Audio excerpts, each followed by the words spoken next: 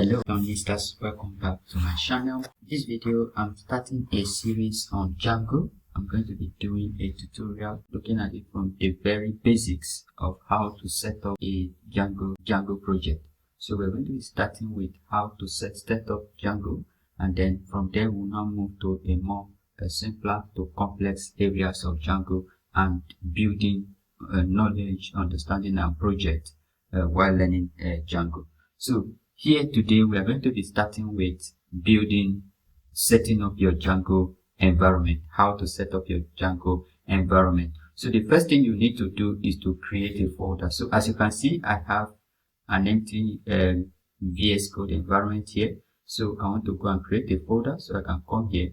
Now, if I have a folder created already, I can go to where that folder is, and then I can just select the folder. So, but then I don't have a folder already existing. So what do? I'll go to desktop. Let's create a folder and call it Django project. I can call it Django project like this. Okay. All right. So when I create a Django project like a folder like this, I can select this. Okay. And when I do it,